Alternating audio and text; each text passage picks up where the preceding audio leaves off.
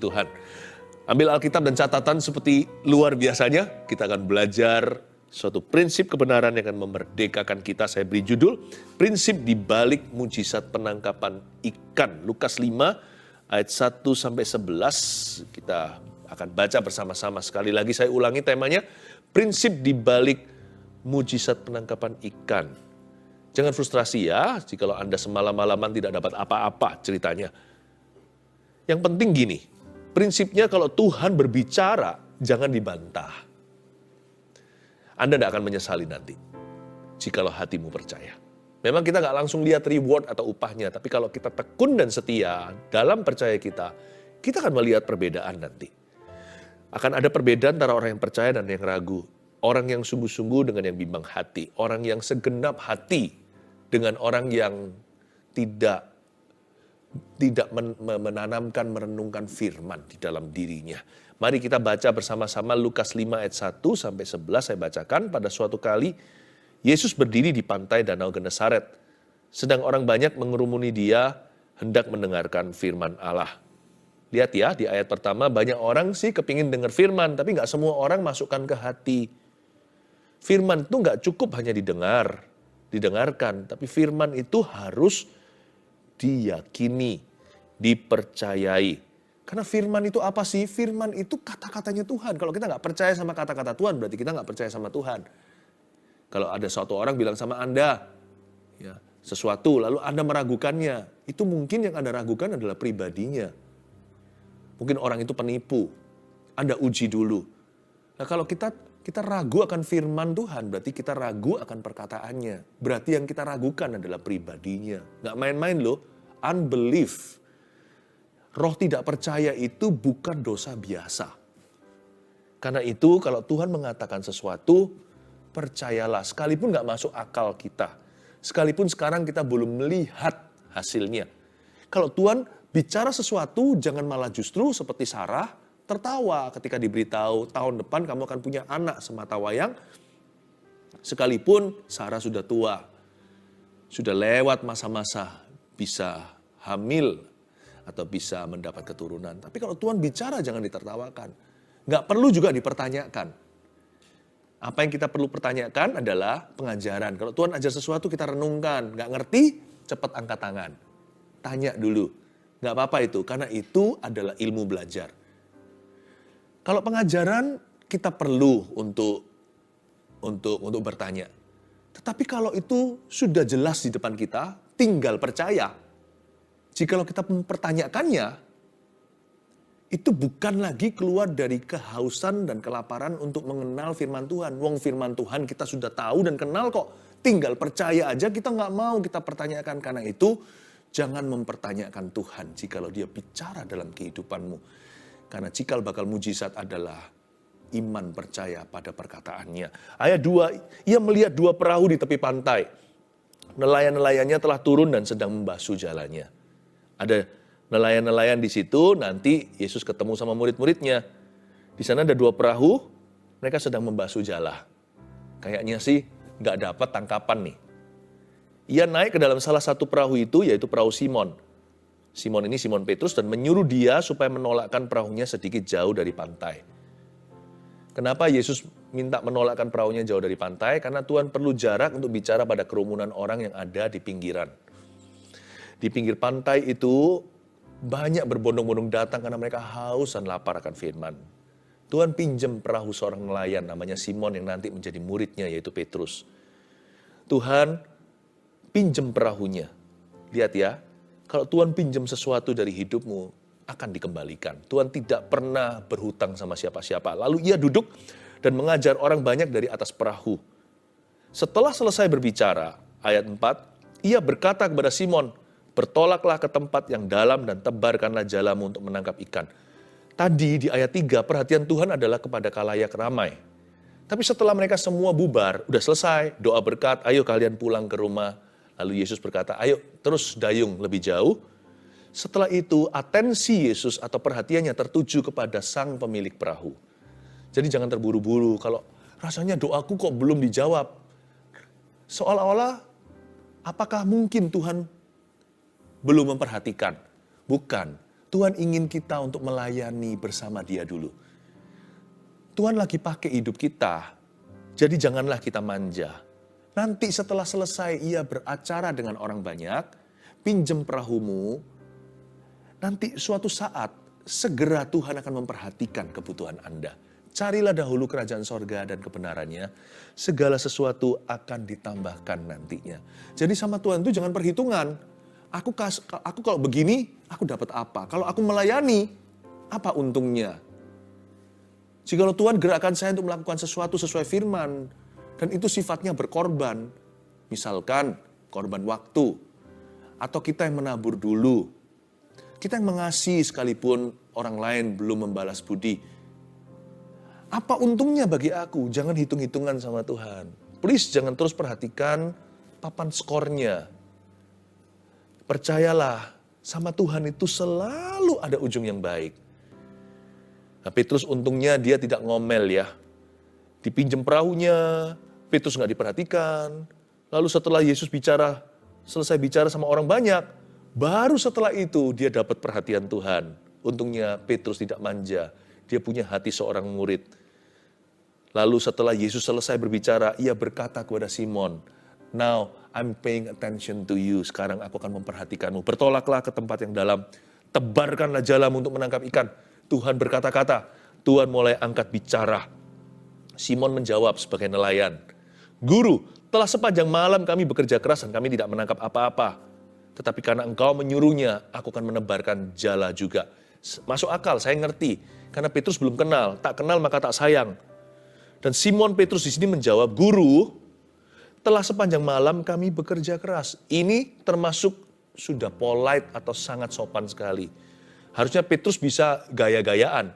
Yang nelayan siapa? Yesus itu kan anak tukang kayu. Yusuf itu kan carpenter. Harusnya Petrus berkata, "Kamu tahu apa tentang perikanan? Tahu apa tentang jala?" Memang mereka memancing pada malam hari. Mungkinkah karena malam lebih gampang dapat tangkapan? Karena ikan-ikan itu tidak kelihatan jelas. Mungkin kalau lihat bayang-bayang ada perahu, ada jala, dia udah trauma. Ikan-ikan itu pinter instingnya. Mereka tahulah. Mereka tahu, mereka mungkin bisa ngerti secara instinctively bahwa itu adalah jalan nelayan, itu adalah jebakan.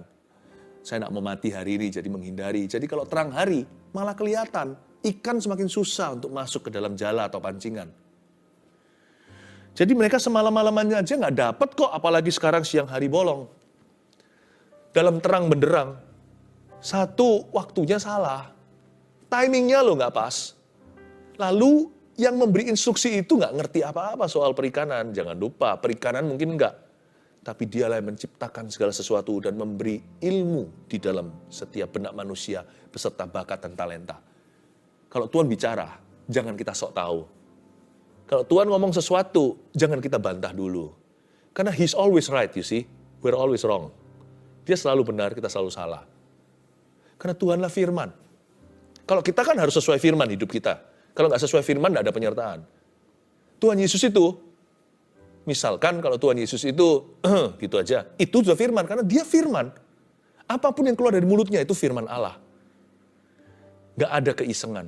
Kalau kita harus cocok-cocokkan dengan firman Tuhan. Jadi kalau Tuhan bicara itu, percaya sajalah, ya. Untungnya Simon itu punya sedikit iman. Dia yakin ini pasti berujung sesuatu. Karena itu di ayat 5b dia mengatakan begini. Dia menyanggah dirinya sendiri. Tetapi karena engkau menyuruhnya. Wow, itu luar biasa. Ini masih pasal awal-awal Lukas loh ya. Berarti belum terlalu kenal gimana. Mungkin baru samar-samar, tapi Petrus sudah punya iman. Anda tidak perlu tahu seluruh Alkitab untuk punya iman. Anda perlu mendengar firman Tuhan dan langsung beriman. Tidak perlu Anda menjadi seorang ahli Taurat dulu. Tapi jadilah seorang anak kecil di hadapan Tuhan. Yang hatinya mudah sekali itu believe. Tetapi karena engkau menyuruhnya, ya, lugu ya, sangat innocent sekali karena Tuhan yang suruh. Aku akan, itu keputusan secara sadar. Aku akan itu I will itu kemauan. Aku berikan kemauanku kepada Tuhan. Aku akan menebarkan jala juga. Dia nggak tahu apa yang akan segera terjadi. Oh, kejutan, surprise. Ternyata terjadi mujizat yang dia tidak duga. Ayat 6. Dan setelah mereka melakukannya, mereka menangkap sejumlah besar ikan sehingga jala mereka mulai koyak. Wow, baru ditebar, udah langsung koyak jalannya. Berarti ikan-ikan itu berebut untuk mati, martir bagi firman Kristus. Luar biasa, ikan-ikan itu semua pada berlompatan masuk ke jala. Mereka merasa beruntung siapa yang bisa memberikan nyawanya. Karena Tuhan yang suruh nelayan ini, mereka semua masuk ke dalam jalannya. Tuhan itu maha kuasa. Sangat gak masuk akal. Mana ada ikan itu lawan arus. Mana ada ikan menyerahkan diri. Semua mereka pasti lari tanpa pancingan. Kalau sama Tuhan tidak perlu bait, tidak perlu ulat, tidak perlu pancingan ikan kecil. Firman Tuhan itu kuasa. Tidak perlu dipancing apa-apa. Kalau Tuhan mengatakannya pasti akan terjadi. Serahkan hasil akhirnya. Don't disbelieve him. Janganlah meragukan. Karena Tuhan itu firman-Nya adalah otoritas. Lalu mereka memberi isyarat kepada teman-temannya di perahu yang lain. Supaya mereka datang membantunya. Dan mereka itu datang. Lalu mereka bersama-sama mengisi kedua perahu itu dengan ikan hingga hampir tenggelam. Dari tadi rame-rame bersih-bersihkan jala. Diperbaiki dikit-dikit supaya nggak ada yang koyak gimana. Supaya bisa dipakai besok malam.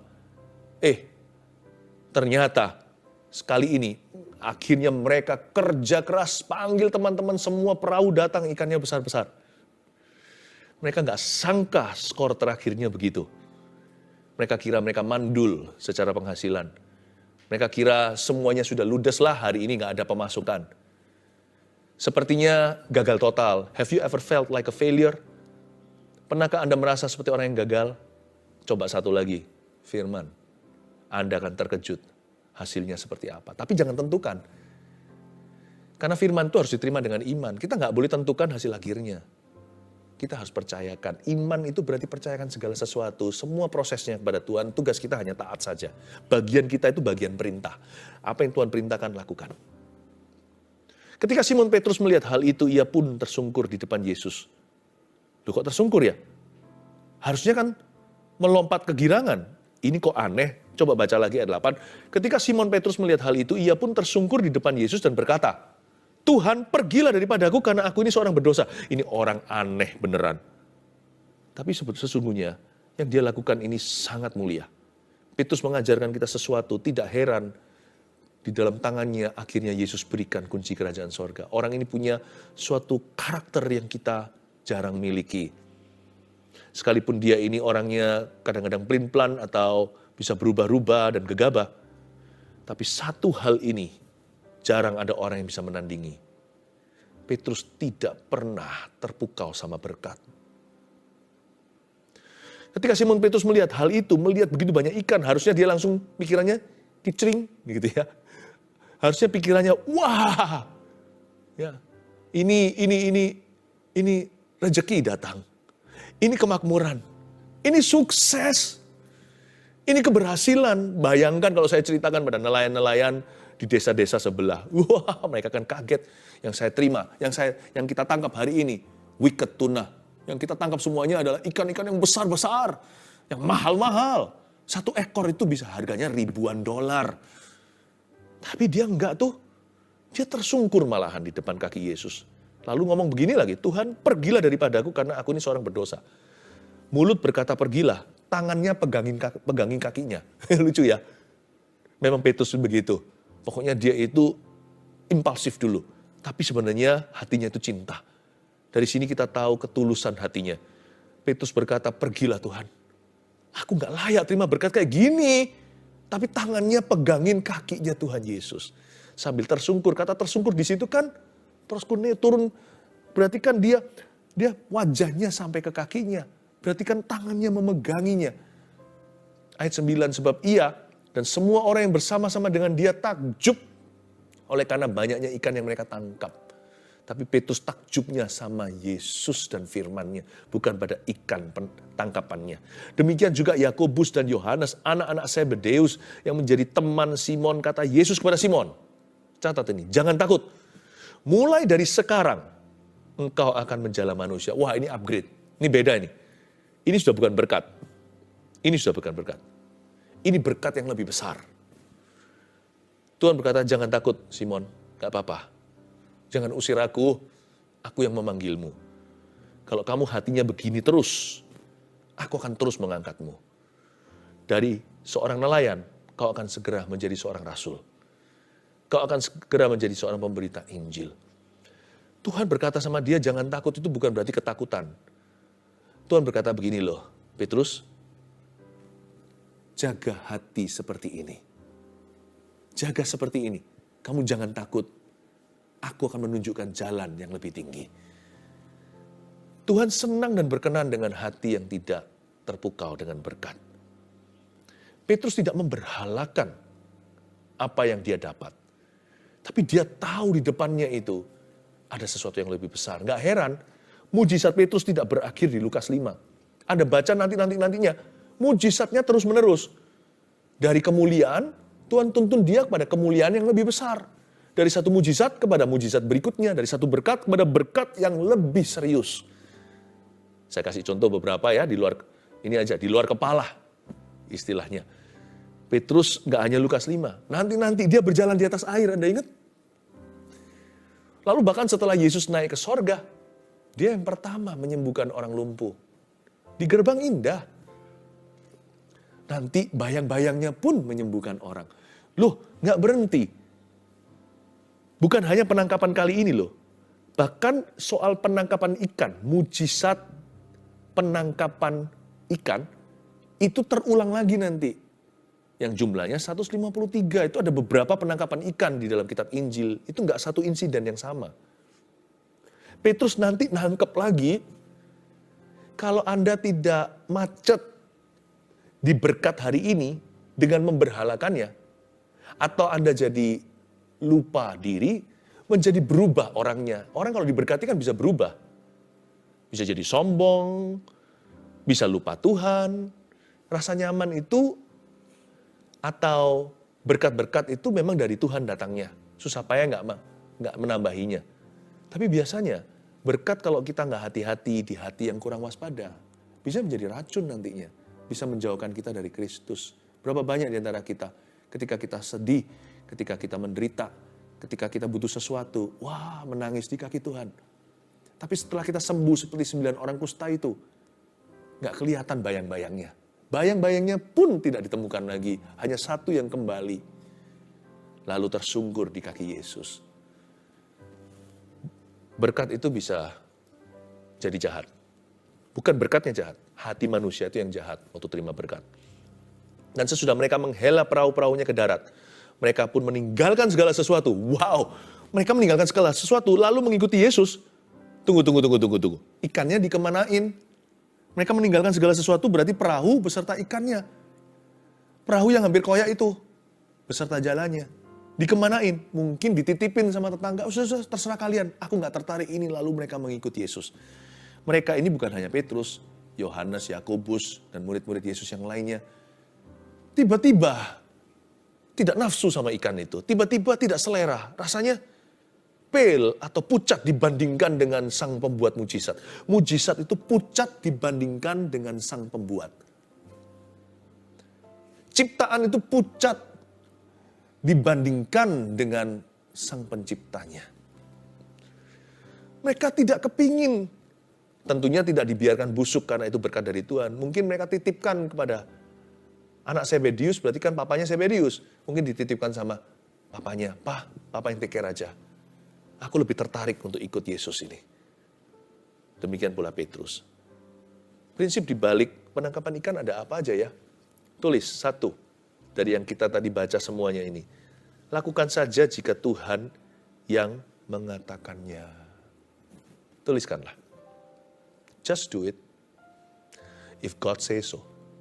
Kalau Tuhan yang mengatakannya, janganlah kita bantah. Kalau Tuhan berbicara, lakukan saja.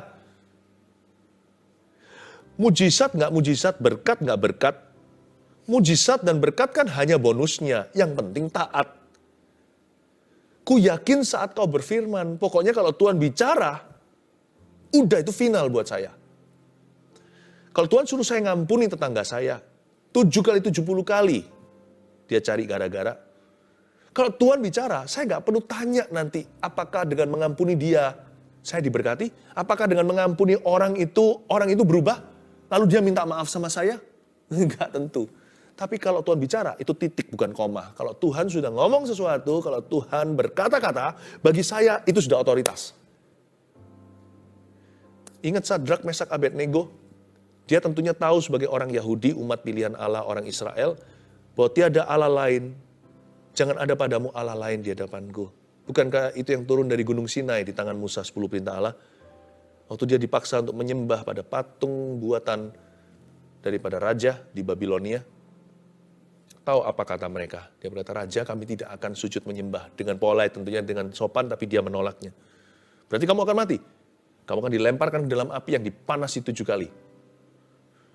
Lalu Sadrak, Mesak, Abednego cetuskan imannya. Kami percaya, Tuhan kami sanggup untuk meluputkan dan menolong kami di dalam api. Dia sanggup melepaskan kami unharmed, tidak terluka sama sekali. Karena mereka tahu, kalau mereka melakukan firman Tuhan ada kuasa. Tapi mereka juga jaga-jaga. Backup plan-nya di sini. Backup plan mereka bukan murtad.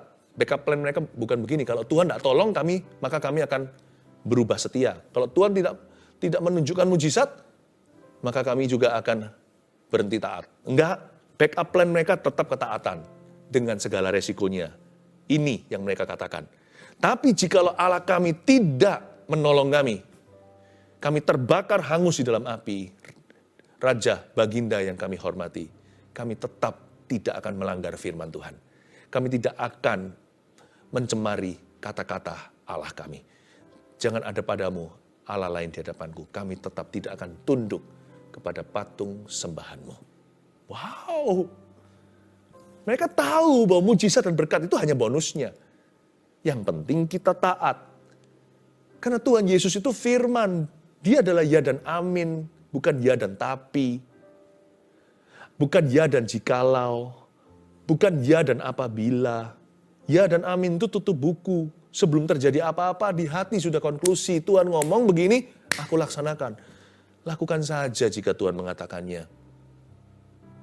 Yang kedua, percayakan kepada Tuhan hasil akhirnya. Jangan lihat scoreboard atau papan skor melulu. Jangan perhitungan sama Tuhan Yesus. Percayakan hasil akhirnya. Kalau Anda tentukan, rugi. Karena Tuhan itu selalu memberikan kepada kita. Ini firman Allah ya. No eye has seen, no ear has heard, no mind has conceived what the Lord has prepared. Tidak ada telinga yang mendengar, belum ada yang mata yang melihat, dan belum sempat dipikirkan, tidak berani dibayangkan. Hal-hal itulah yang disediakan oleh Allah bagi orang-orang yang percaya dan berharap kepadanya, bagi mereka yang mengasihi Yesus. Wah, kalau saya tentukan kan nanti saya hanya dapat berkat manusia. Tapi kalau saya percayakan, mungkin yang saya peroleh adalah mujizat Allah. Yang tidak bisa kita rumuskan. Siang hari bisa tangkap ikan, besar-besar koyak lagi. Semalam-malaman nggak jadi. Itu juga jalannya baru aja diperbaiki, itu belum selesai, belum kelar, sudah dipakai lagi. Seharusnya koyak beneran. Kata koyak di situ itu untuk menunjukkan seharusnya koyak. Tapi ada tangan malaikat yang memegang sehingga ikan itu tidak keluar dari lubang-lubang jala. Ada banyak hal nggak ada rumus dan teorinya kalau Tuhan bekerja. Tapi kalau manusia melalui proses alami, rugi kalau hanya itu yang kita percayai. Percayakan kepada Tuhan hasil akhirnya. Tapi sekali lagi, poin 1, jangan mudah kecewa. Mujizat dan berkat hanyalah bonusnya. Yang penting kita taat. Yang ketiga, jangan berhalakan sukses yang diberikannya. Jangan berhalakan. Kalau Tuhan kasih kita sesuatu, jangan disembah. Tapi sembahlah Tuhan dalam sesuatu itu. Kalau Tuhan memberikan kita keberhasilan, sembahlah Tuhan di dalam keberhasilanmu. Seperti Petrus lakukan, dia bersujud di kakinya. Bukan malah lari seperti 9 orang kusta yang menghilang.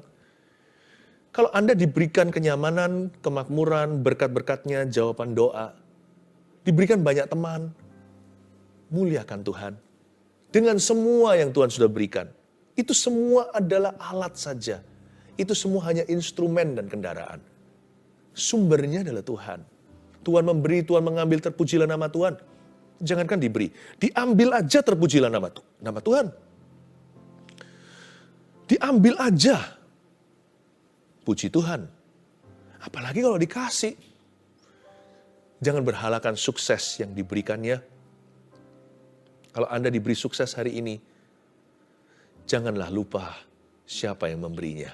Sebab orang yang tidak memberhalakan suksesnya ketika diberikan kepadanya, orang itu akan mengalami sukses berikutnya.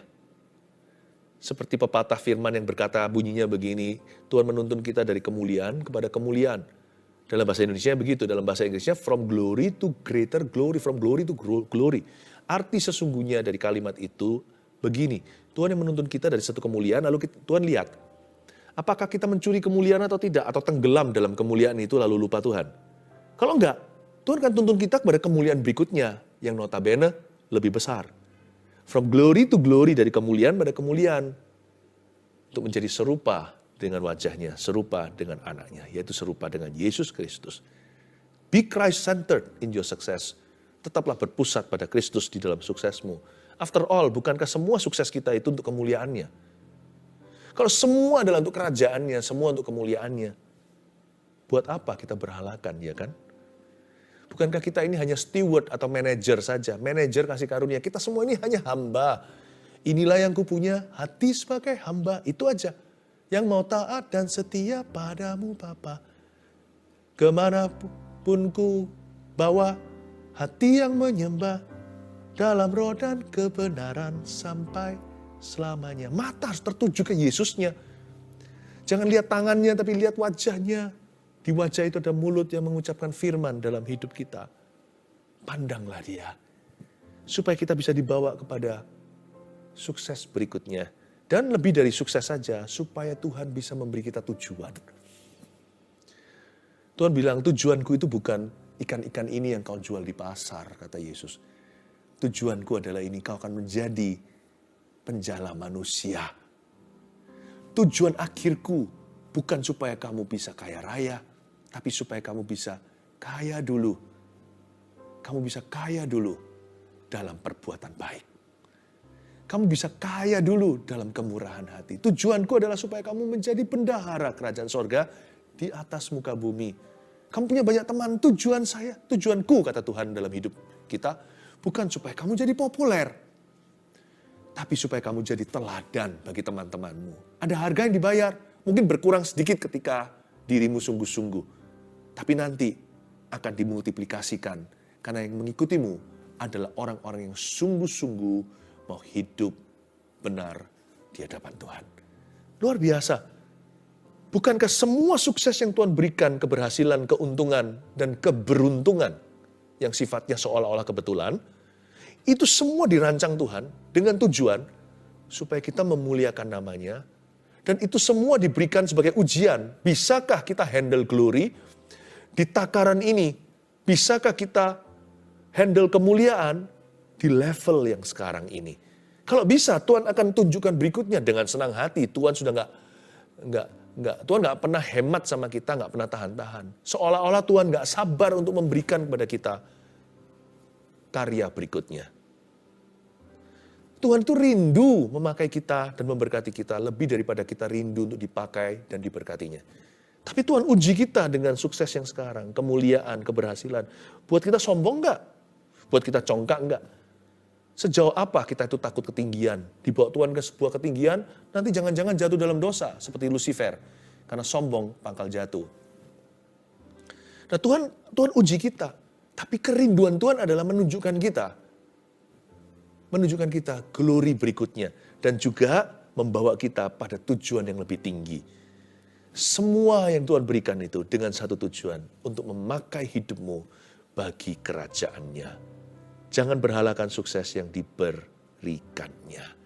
Prinsip di balik mujizat penangkapan ikan apa aja? 1, 2, 3. Lakukan saja jika Tuhan yang mengatakannya. Katakan amin. 2. Percayakan kepada Tuhan hasil akhirnya.